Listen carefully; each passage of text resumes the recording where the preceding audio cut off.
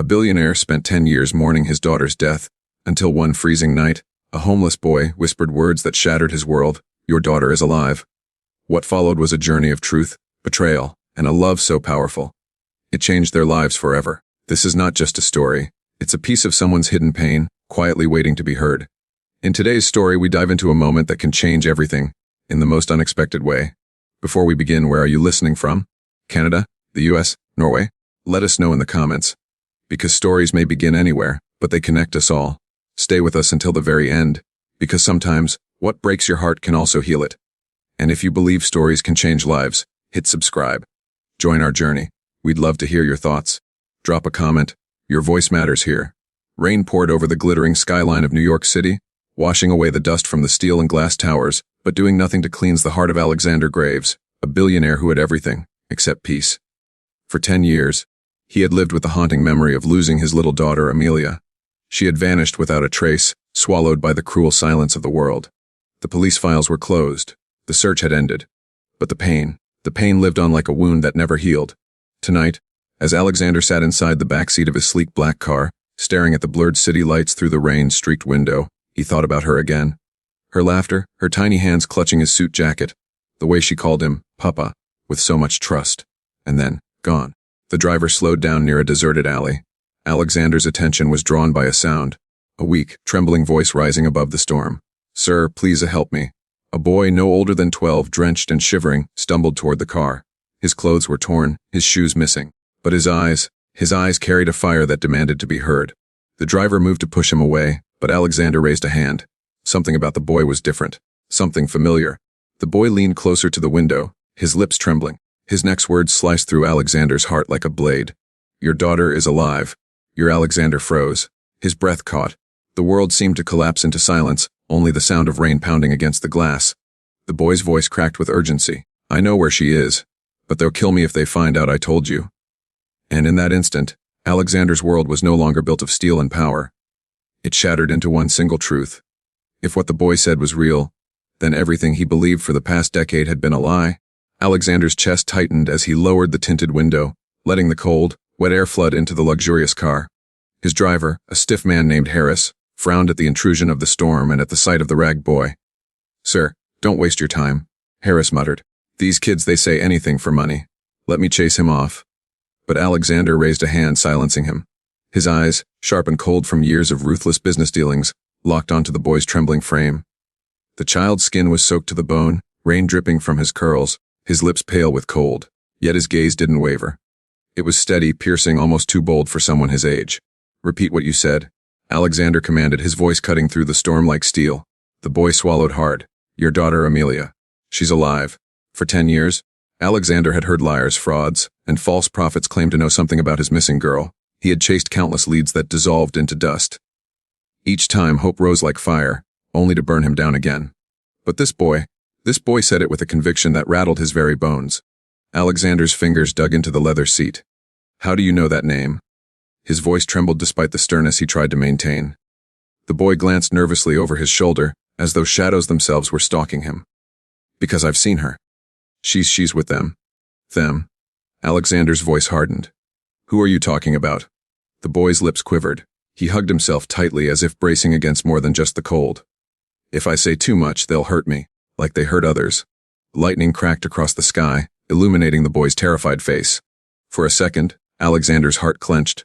Something about the boy's desperation reminded him of Amelia when she was frightened of thunderstorms. "Jet in," Alexander ordered. The boy froze. His wide eyes darted between the billionaire and the driver, suspicion flashing in them. You'll kill me too?" Alexander's chest heaved, angered at the suggestion. "If I wanted you gone, boy, you wouldn't be standing here. Now get in before I change my mind." The boy hesitated, then pulled open the heavy door and slipped into the warmth of the car. His soaked clothes stained the leather seat, but Alexander didn't care. He studied him closely, the thin wrists, the scars half hidden beneath dirt, the way his ribs pressed against his skin. Life had beaten this boy far too young. "What's your name?" Alexander asked. The boy looked down. Malik. Alexander repeated the name heavy on his tongue. "Tell me everything you know. Every detail." Malik's eyes darted toward Harris, then back to Alexander. "Not here. The walls, they have ears. The streets, too. You don't understand. They're everywhere." Harris scoffed. "Nonsense." He's spinning tales.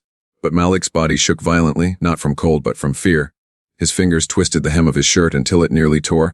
I saw her, he whispered, voice breaking. She called herself Leah, but her eyes the same eyes you have. He raised his gaze, locking onto Alexander's. The same gray eyes. I couldn't mistake them. Alexander's throat tightened. His daughter had been born with storm gray eyes, rare and striking. Few people knew that. The police reports never mentioned it. This wasn't a coincidence. He leaned forward, his voice a whisper of desperation. Where is she, Malik? Malik opened his mouth to answer, but a sudden bang startled them. Harris slammed the brakes, the car screeching to a halt. A shadow darted across the road. 2 figures in dark hooded coats. They stood there blocking the path, their faces hidden. Malik gasped and ducked low, curling into himself like a hunted animal. It's them? He whispered, eyes wide with terror. They found me. Alexander's heart pounded in his chest. Harris, drive. But before the car could surge forward, one of the hooded men pulled something from his coat. A heavy metal pipe glinting under the streetlight. He slammed it onto the hood of the car with a deafening clang. The boy whimpered, covering his head. The second figure moved closer, pulling out a phone. He lifted it deliberately, as if taking a picture of the car's license plate. Then he pointed directly at Alexander, his gesture slow, deliberate, threatening. They're warning us, Harris muttered, his knuckles white on the steering wheel. Alexander's blood boiled. He had spent his life untouchable. Men bowed to his power, the world bent to his money. But tonight 2 faceless shadows had dared to challenge him, and somehow it was connected to Amelia. Malik tugged at his sleeve, voice desperate. Please, don't let them take me back. If they know I told you, I'm dead, just like the others.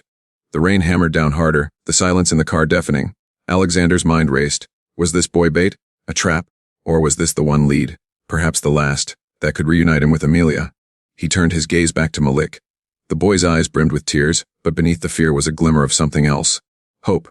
For the first time in 10 years, Alexander felt his heart stir with something other than grief. I will protect you, Alexander said firmly. But you're going to tell me everything. No more secrets. Malik bit his lip, trembling. Then, almost in a whisper, he said, She doesn't even know you're her father. Alexander's breath caught. His pulse thundered in his ears. The storm outside no longer mattered. His world had shifted again. If Amelia was alive, but she didn't know him, then who had been raising her all these years? And why? The night pressed down heavy on New York, the storm still raging as Harris steered the car through deserted streets. The city's neon glow blurred into streaks of red and blue in the rain, while inside the backseat Alexander sat rigid, his eyes locked on the boy curled beside him. Malik hadn't spoken since the confrontation on the road. His small body shook uncontrollably, not just from the wet clothes clinging to him, but from a deeper terror. The kind only someone who had seen too much carried. Sir, Harris said, his voice tense as he glanced in the rearview mirror. Where are we headed? Your penthouse is not secure. If those men are watching you, they'll know where to look. Alexander's mind churned. His penthouse, his offices, even his vacation homes. Every place he owned was public knowledge. No, they needed somewhere hidden, somewhere not tied to his wealth or his name. There's a place, Alexander finally said, his voice low. An old property I abandoned years ago. No one knows it belongs to me. Drive to the East River dockside. Harris raised an eyebrow. The warehouse. Yes, that one.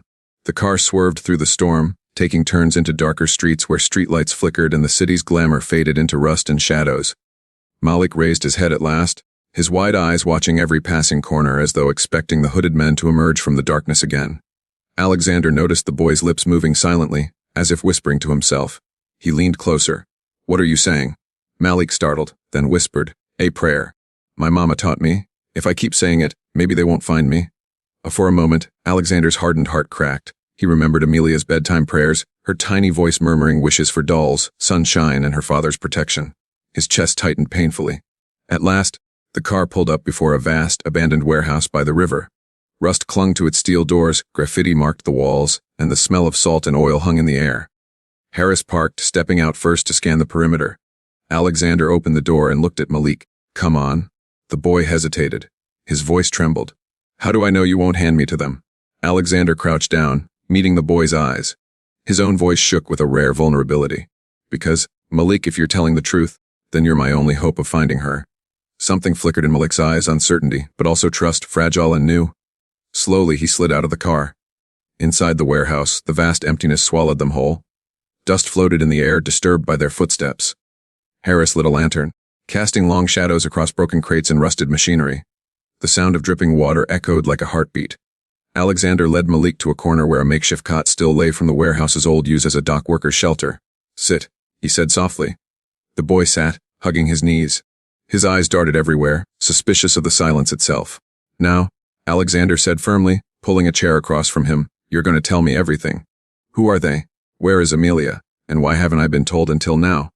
Malik hesitated, chewing his lip until it bled. His chest rose and fell rapidly, as though the truth itself might suffocate him. "They took her?"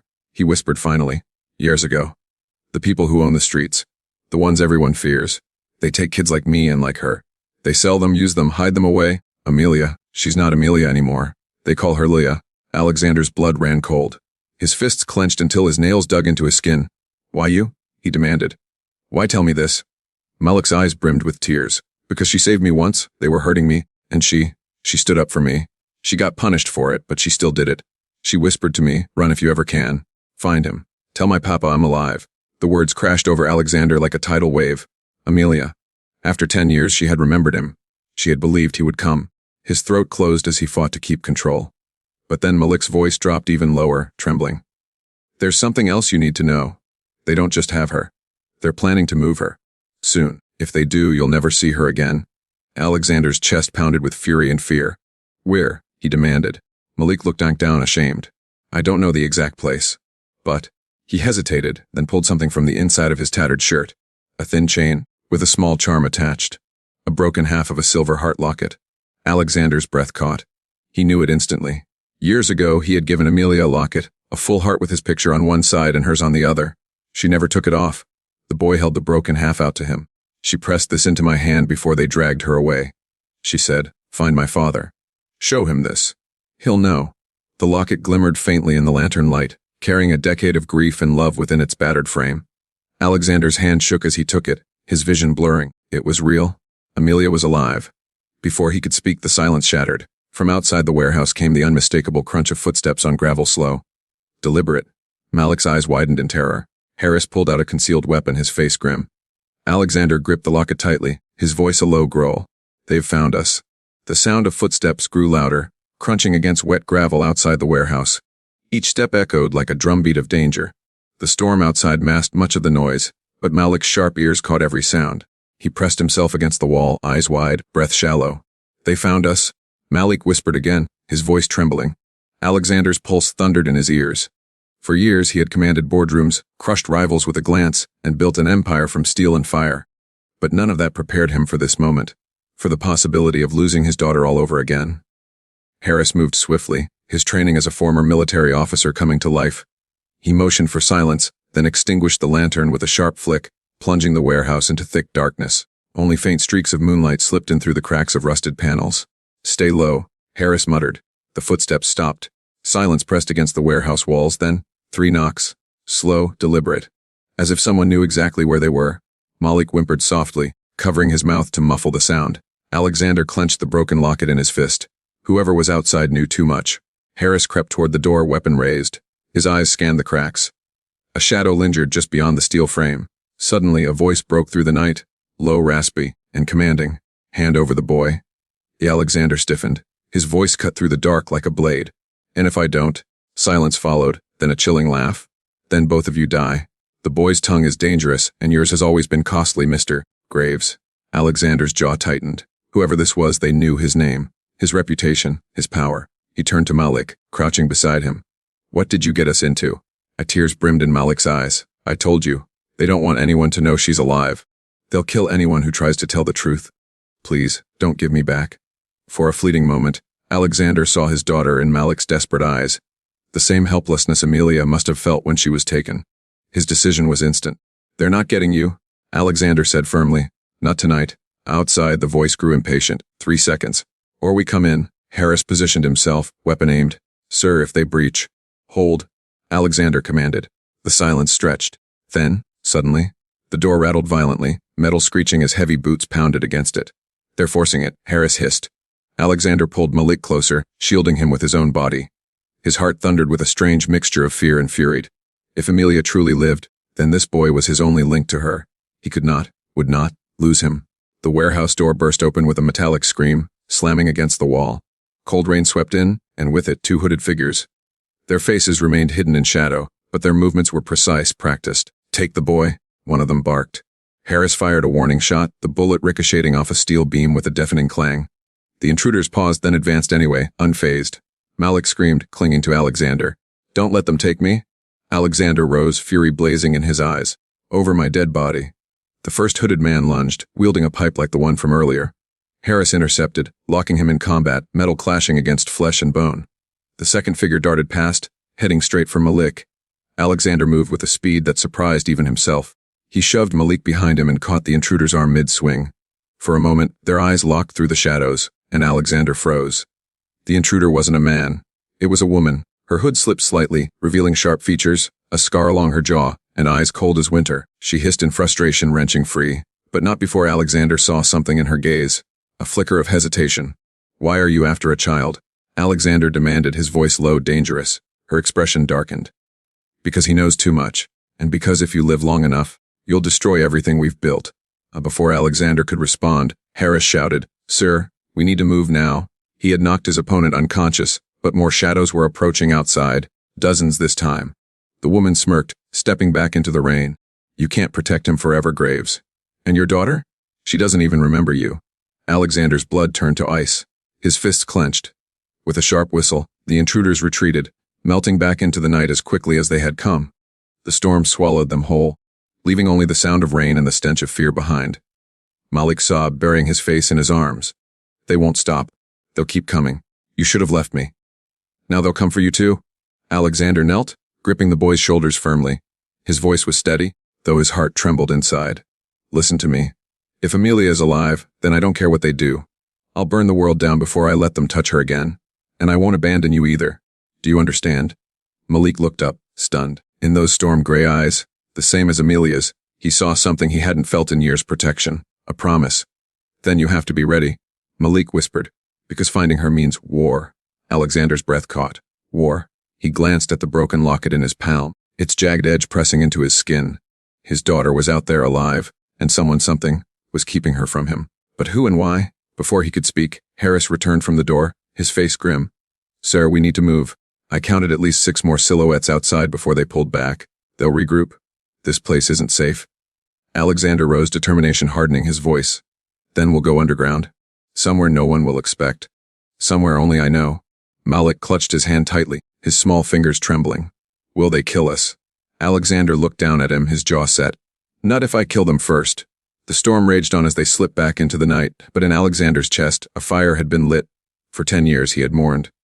Now, for the first time, he had a mission, and nothing, not shadows, not secrets, not even war, would keep him from finding his daughter. The storm had weakened by dawn, but the city was far from quiet. Police sirens wailed in the distance, horns blared from impatient commuters, and yet, for Alexander Graves, the world had narrowed to a single mission: protect Malik and find Amelia. The sleek black car sliced through the morning fog. Harris drove with the precision of a soldier, but his eyes flicked to the rearview mirror again and again, scanning for tails.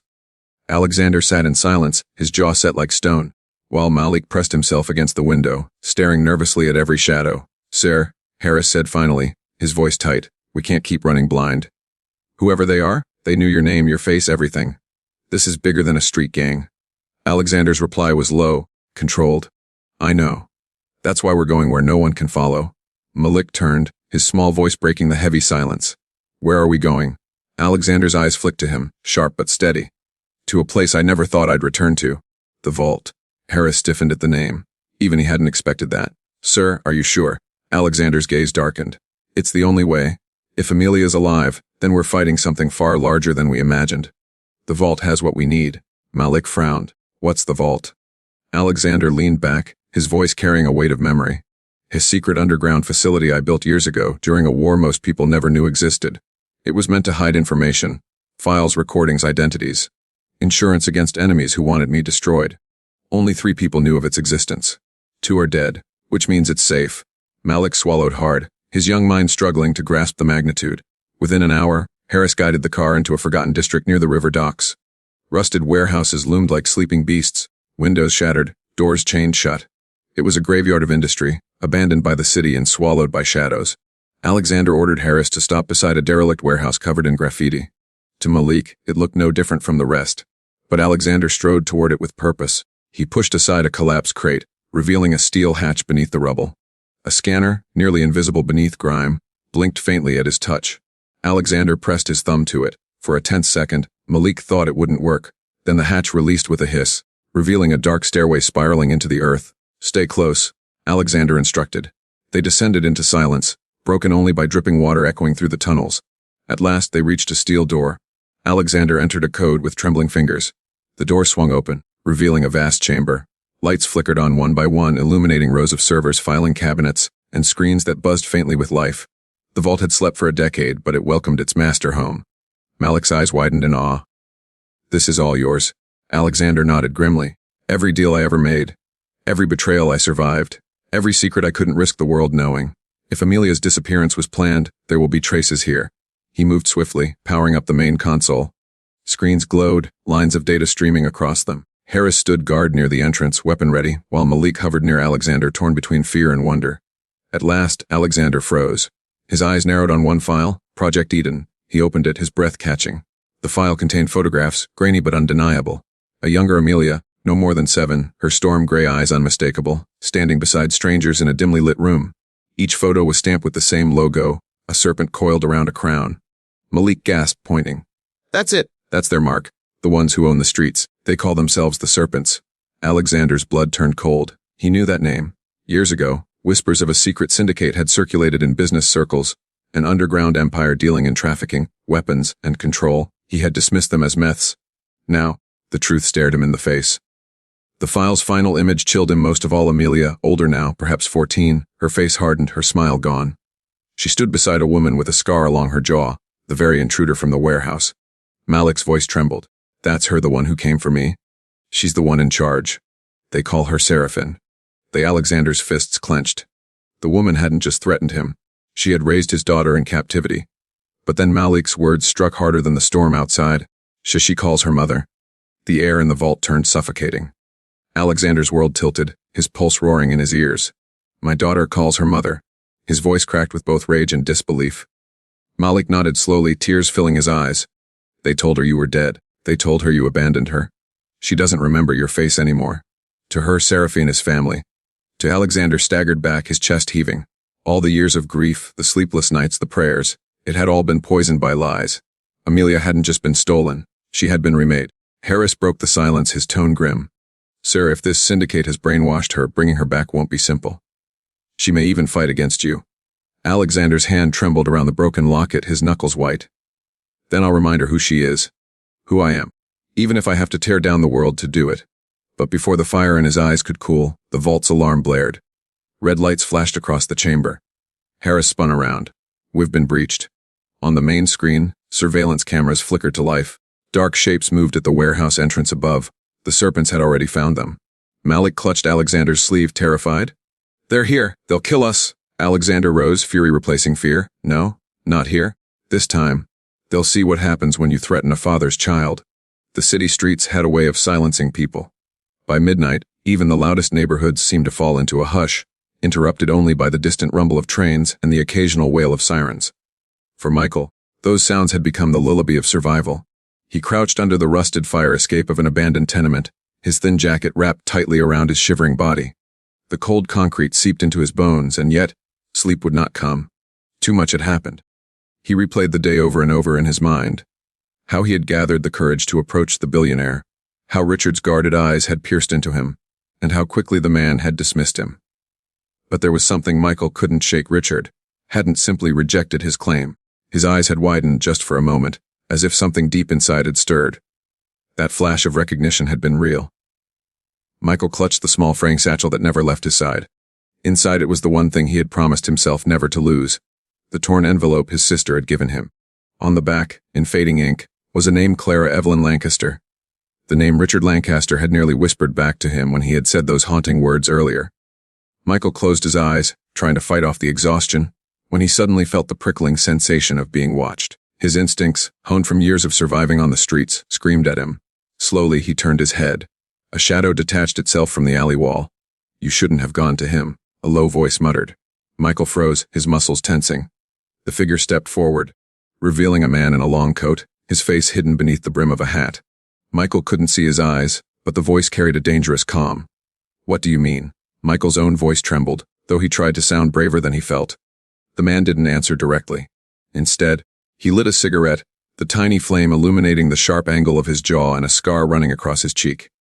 He exhaled slowly, filling the space between them with smoke. People like Richard Lancaster, they don't like ghosts from the past. You bring up that girl again, you'll find yourself buried with the rest of the city's secrets. Michael's heart hammered in his chest. He tightened his grip on the satchel. She's not a ghost, he said, his voice firmer this time. She's alive. I know it. The stranger let out a cold laugh. Kid, you don't know what you're dealing with.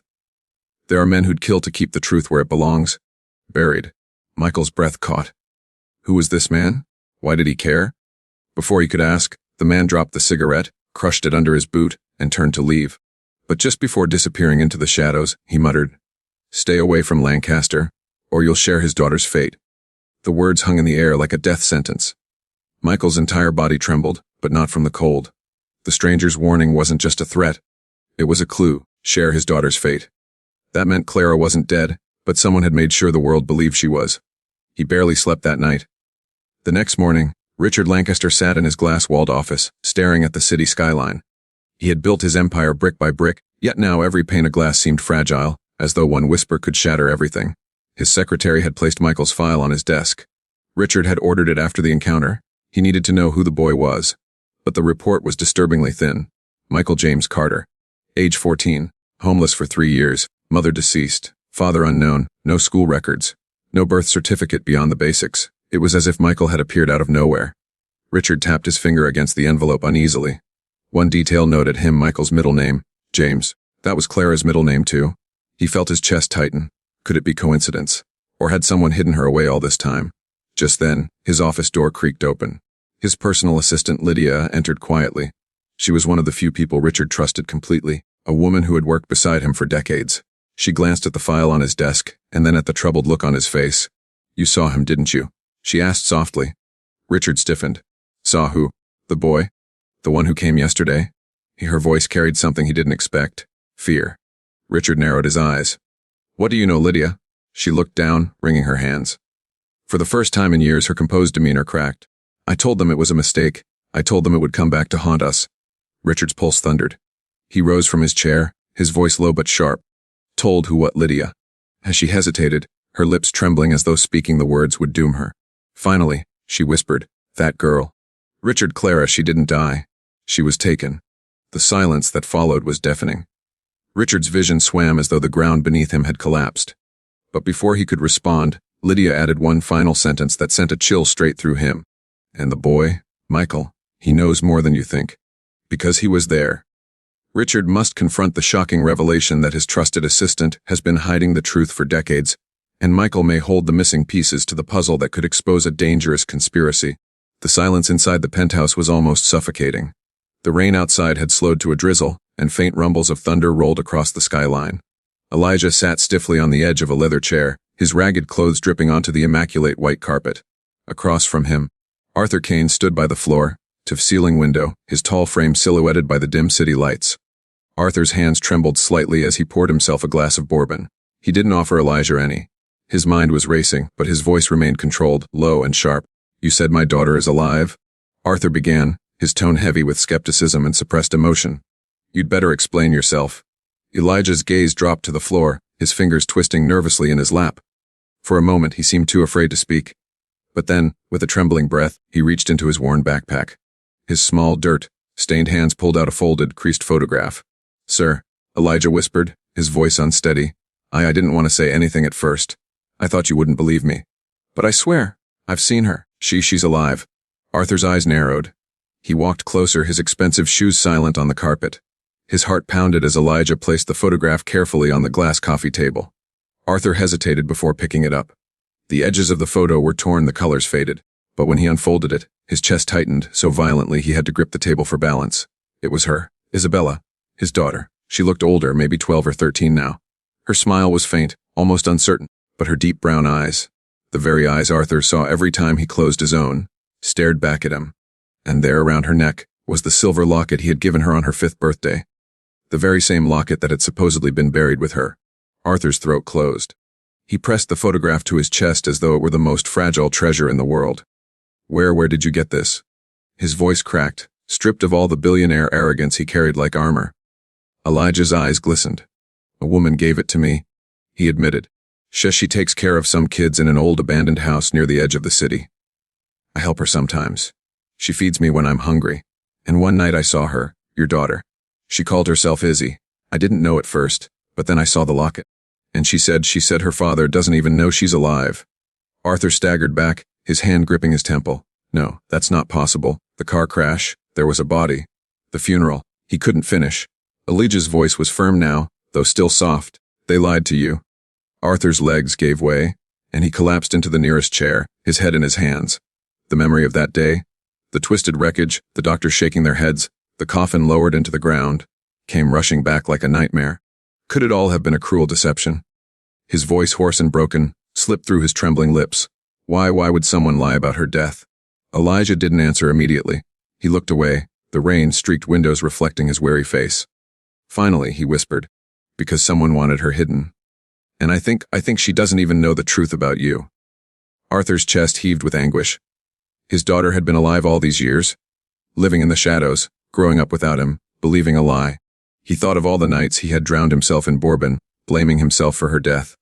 He thought of the countless prayers whispered into the emptiness, and all this time, take me to her, Arthur said suddenly, his voice urgent and desperate.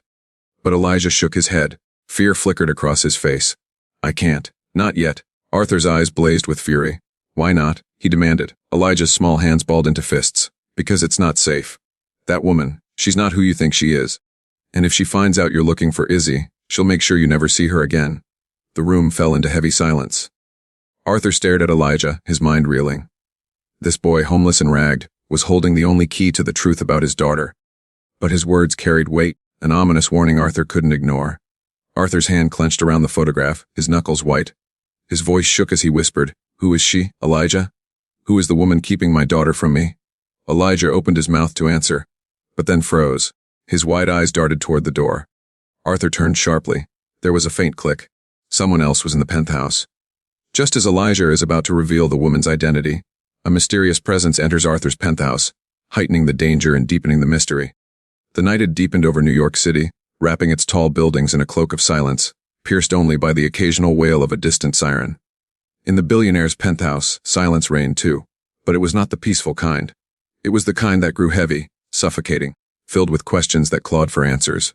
Jonathan Kane sat at the edge of his leather armchair, his elbows resting on his knees, his eyes fixed on Malik, who sat nervously across from him. The boy looked small in the grandeur of the room, dwarfed by the expensive art on the walls, the golden chandeliers, the glass windows that overlooked the sprawling city. His clothes, ragged and worn, seemed out of place here, and yet Jonathan couldn't deny that he belonged in this room now. Because he carried the one truth Jonathan had been chasing for years. You said you saw her? Jonathan said finally, his voice low but commanding, the kind of voice that could silence boardrooms and sway investors. My daughter. Alive. I need to know everything, Malik. Every detail. Malik fidgeted, his small hands clasping the frayed edge of his hoodie. His dark eyes darted around the room, unsure if he could trust the man who had just hours ago seemed like a stranger. But there was something in Jonathan's eyes, a raw desperation, a father's pain, that told him he couldn't hold back anymore. I saw her in the old subway tunnels. Malik whispered, almost as if saying it out loud would make the secret vanish. Down where the lights don't work, where the city forgets people like us exist. She was with someone. Jonathan leaned forward sharply. With who? Malik's lips trembled. A woman older. She looked like she was protecting her. But your daughter, she said her name was Lily. She said she didn't know who her real family was. He paused, swallowing hard. She didn't know you were alive either. Jonathan felt the air rush out of his lungs. For years he had imagined his daughter lost, stolen from him or worse. To hear she was alive, breathing, walking somewhere beneath the very city he ruled from above. It was too much to take in. His hand trembled as he reached for the glass of water on the table, but he didn't drink it. Instead, his eyes burned into Malik's. Why would you come to me? Jonathan asked slowly. Why not anyone else? Malik hesitated. Because she looks like you. The first time I saw her, I knew something was different. And then I saw your face on the newspaper. Some business article about you buying half the city. He took a deep breath. Her eyes, they're the same as yours. I couldn't keep it to myself anymore. Jonathan's throat tightened. He closed his eyes, the image of his little girl flashing before him. The way she had giggled as a toddler, How she used to hold onto his finger with her tiny hand. That was before she was taken. And now, to think she had been living in shadows while he was living in penthouses. It felt like a cruel joke fate had played on him. "You're sure, Malik?" he whispered, his voice breaking. "You're absolutely sure?" Malik nodded quickly. "I'd bet my life on it."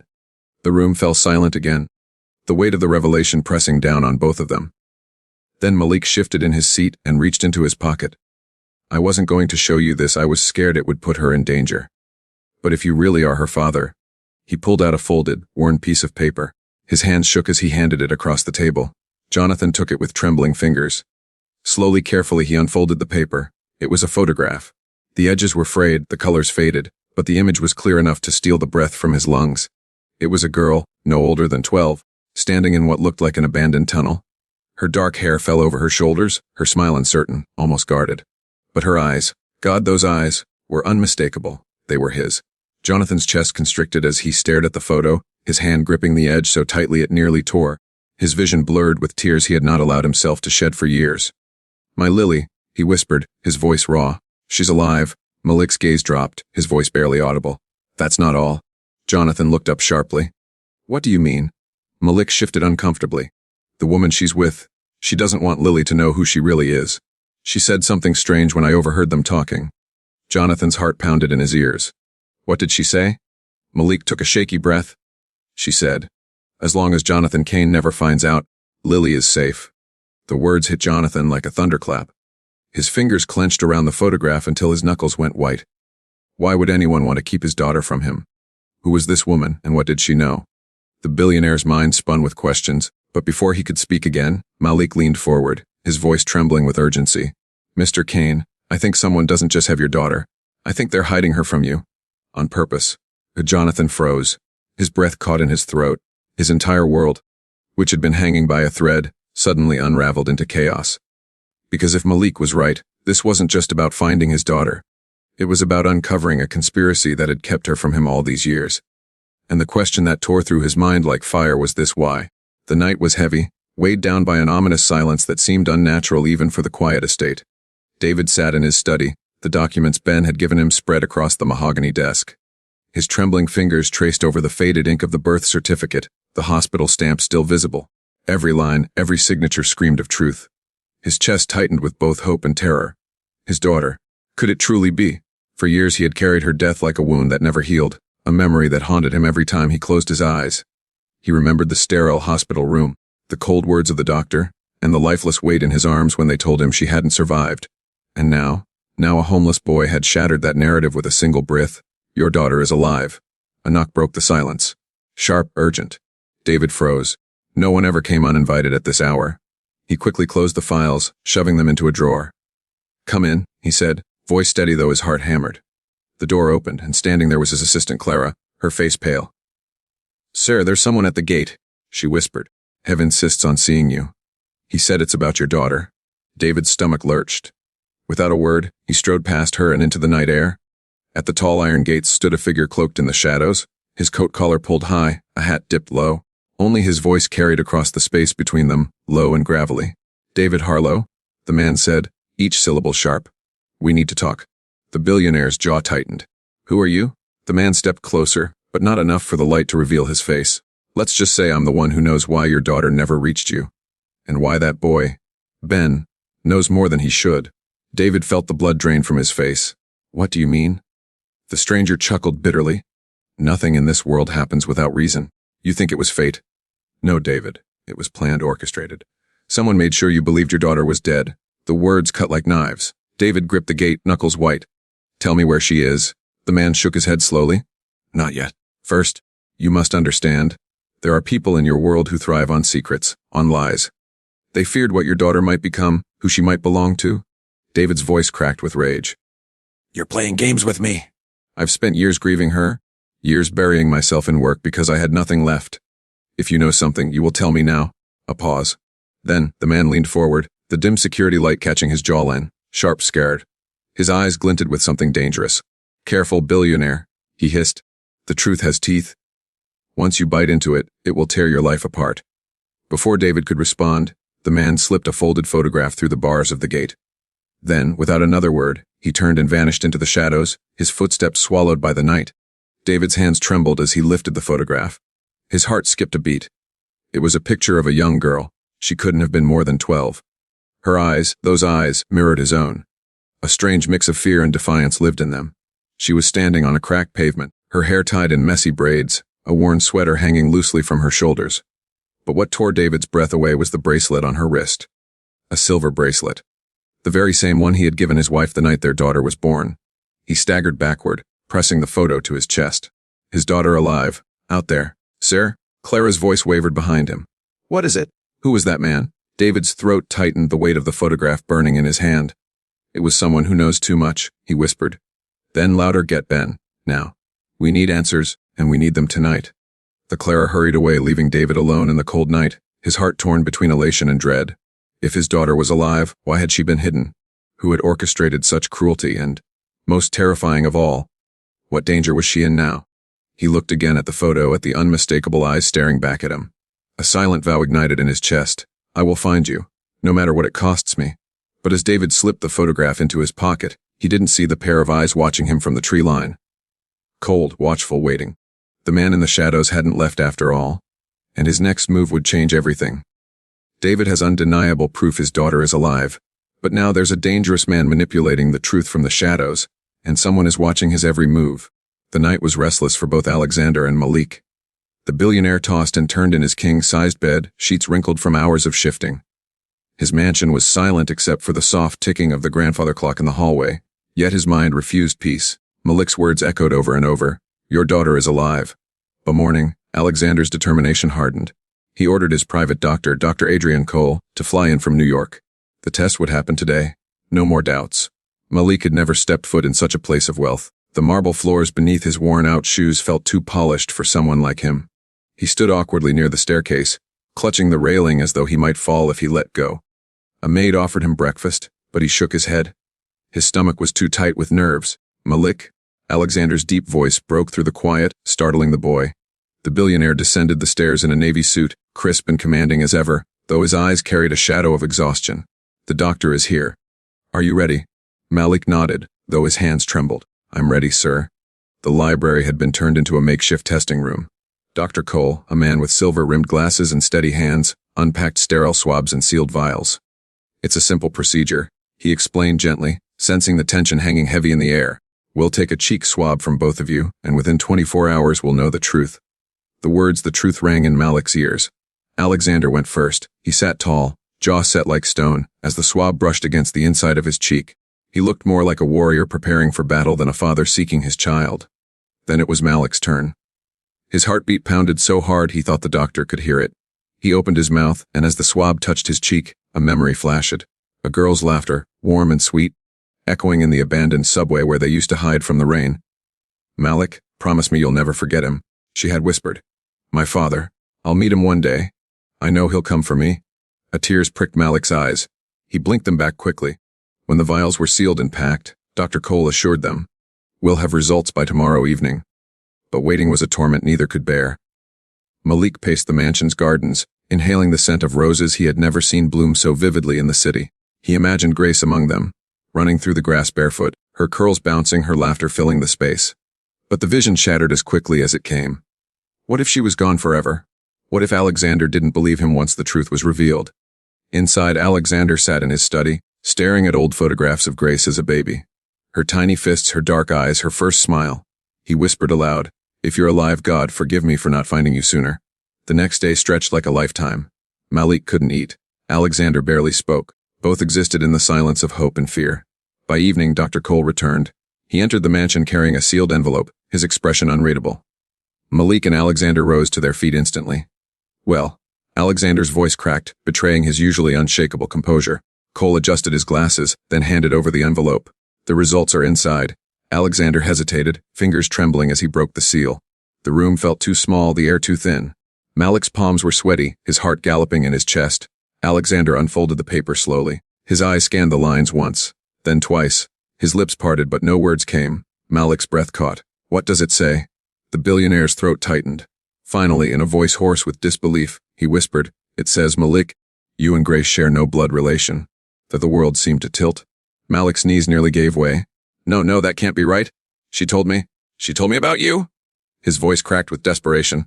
She knew your name, your face! She said you were her father. Alexander's heart clenched. His eyes darted back to the paper, as though another look might reveal a mistake.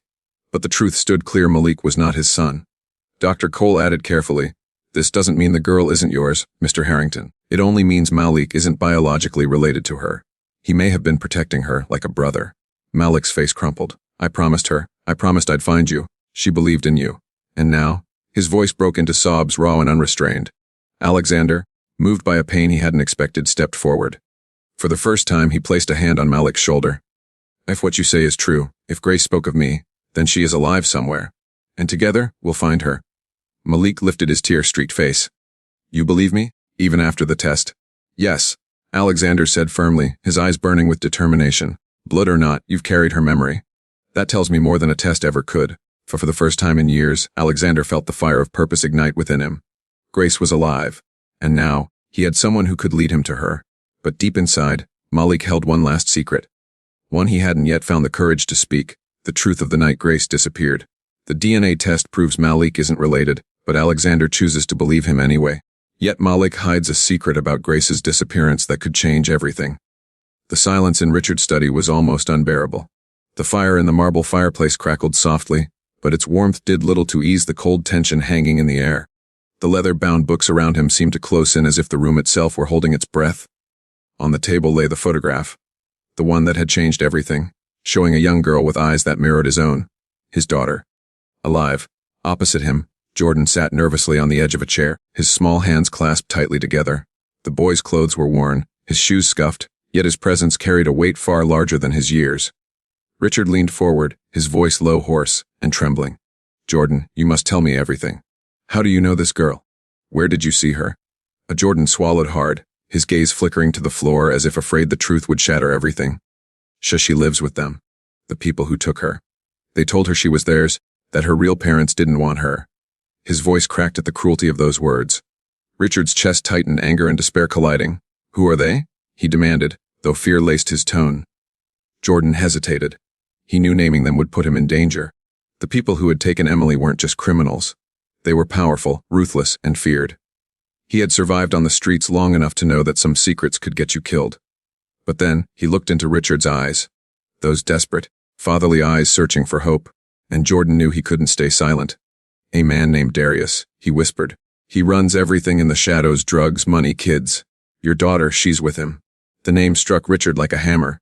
Darius Blackwell, the very man he had once unknowingly partnered with years ago, in a deal that brought him wealth but left behind whispers of blood and ruin. Richard had cut ties when he learned the truth, but Darius, he never forgot those who crossed him. "My God," Richard breathed, his hand gripping the armrest so tightly his knuckles turned white. It was him all along. The room fell into silence again, broken only when Jordan continued softly, his voice filled with a sorrow that no child should carry. "She doesn't know you, sir. They've made her believe she's their daughter. But I've seen her. She looks like you. She even hums the same tune I heard in that locket you gave me." Richard felt tears blur his vision. Emily? His Emily. She wasn't just alive, she was close enough to touch, yet trapped in a world of lies and danger. But beneath the flood of emotion, something darker stirred: guilt. Guilt that his own past dealings had paved the way for his daughter's abduction. "Jordan," Richard said, steadying his voice, "why are you telling me this now? Why risk everything to bring me this truth?" Jordan's small shoulders trembled. He looked so fragile in that moment, yet his words carried the courage of someone far older. "Because she deserves to know she has a father who loves her. And because I know what it's like to grow up without one. No kid should think they're unwanted." The words pierced Richard's heart. He reached across the table, placing his hand over Jordan's trembling ones. For the first time in years, he felt something shift inside him. Something greater than wealth, power, or revenge. Hope. A knock on the heavy oak door shattered the moment. Richard's butler entered quietly, his face pale. "Sir, there's someone here, says it's urgent. She claims to know about Emily." Richard froze. His mind raced. Another clue. A trap. Or the final piece of the puzzle. He stood, his heart hammering against his ribs. "Bring her in," he commanded. Moments later, a woman stepped into the study. Her coat was ragged, her hair tangled, but her eyes were sharp, almost haunted. She glanced at Jordan before fixing her gaze on Richard. "You don't know me," she said in a low, rushed tone. "But I've been with Emily. I've seen what they're doing to her. And if you want to save her, you'll have to move quickly. Richard's breath caught. Who are you? The woman hesitated, then whispered, someone who once worked for Darius. I couldn't stay silent anymore. She pulled a folded paper from her pocket, sliding it across the desk. This is where they're keeping her. Richard's trembling hand unfolded the paper. His eyes scanned the address, an abandoned estate on the outskirts of the city. His heart pounded louder with each beat. Emily wasn't just a ghost of the past anymore. She was real alive, waiting to be saved. But before he could speak, the woman added in a chilling voice, Be careful. He knows you're looking, and he'll do anything to keep her. The fire flickered, shadows stretching across the room. Richard felt the weight of the moment pressing down on him. For years he had lived with emptiness, convinced his daughter was gone forever. Now, standing at the edge of truth, he realized the battle wasn't just about finding her. It was about facing the very demons he had tried to bury. And somewhere in that darkness, his daughter waited. Perhaps believing she was unloved, perhaps too far gone to remember him. Richard clenched the paper in his fist, his eyes burning with new resolve. Emily, he whispered, almost like a prayer. Hold on, I'm coming for you.